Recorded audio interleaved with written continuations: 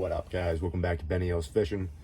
So, I had a little thing going on last week where I totally wasn't getting jig bites and I couldn't figure it out. And I had a conversation with my buddy. He was up at the St. Lawrence and they were talking about line test. And man, did I want to punch myself right in the head. I just want to, dude, I know better than that. I know way better than that.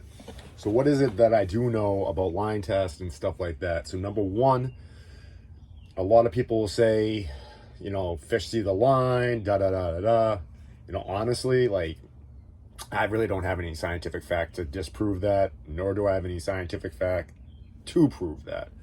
But what I know about line test is the amount of drag that gets put on your line when you go to cast it. So right here, I got my two jig rods, trying to work through the cardboard here without snapping some stuff off.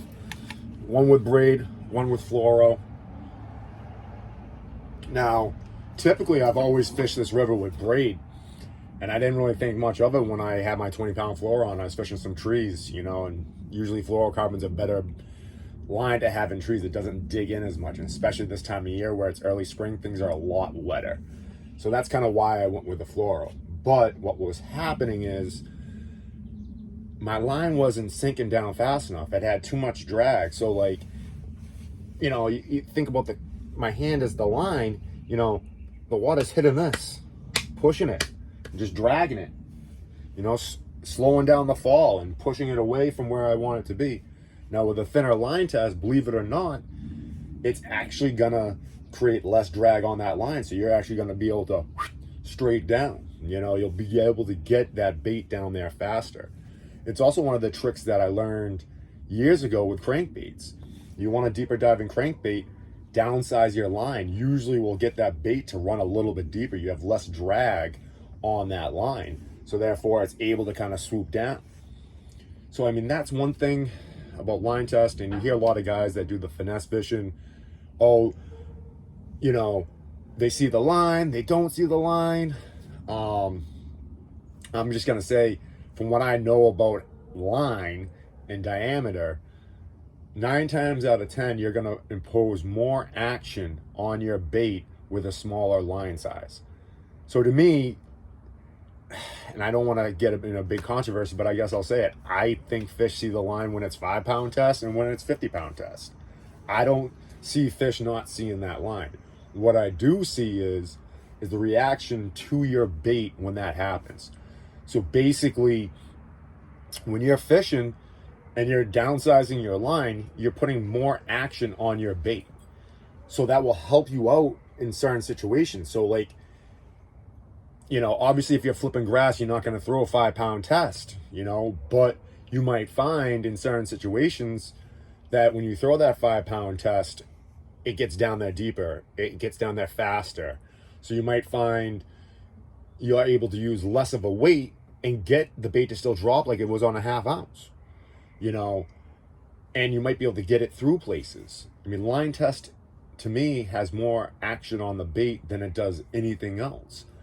When you hear people talking about jerk baits and stuff like that, oh, it's got to be 8-pound test, 10-pound test, 12-pound test, 14-pound test, 15, 6, whatever. It's got to be this pound test. The reality of it is if you're getting the bait to work the right way, it really doesn't matter the pound test. But if you're finding that you've always been able to catch them this way and you didn't really realize that, hey, man, I've always been throwing 10-pound test on this and I upgraded to 14 and now it's going down the river. Why does that happen? Well, you got to go back down to 10. That's what you got to do. And just like me when I was on the river, everyone knows about braid. It's about the equivalent of 12-pound test. Here, on this jig rod, I'm throwing 20. It's going to make a difference. It's going to make a huge difference in how that bait operates.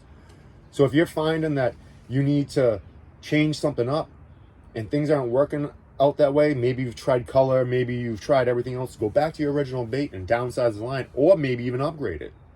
Because that's the other thing people don't really talk about, is upgrading your line to get a slower fall or to keep that bait higher in the surface. There's definitely a trick or two that I know about a square bill that I ain't going to tell you right now. But the reality of it is, I can fish a square bill in a lot of places that most people don't because I mess around with the line size. Straight up. That's all I'm going to say about that. That's a huge secret for me, but I don't want to be telling everyone on the internets. But anyways, guys, if you're wondering if the fish see the line or not, think outside the box and think, what happens when I change the line size? Will that interact with the bait differently? Will that make the bait be able to wiggle more or wiggle less? Or stay higher or stay lower? You know, those are what I really see line test really being the answer to your questions of, do they see it, or they're line shy and stuff like that. I mean, honestly, I don't get into the whole fish are line shy and they see the line. To me, it's a wild animal, and for it to be alive as this line, for you all to think that it ain't seeing the line, it's seeing the line. That's all I got to say about that. But anyways, guys, I hope you like this one. I'll get at you in the next one. Peace!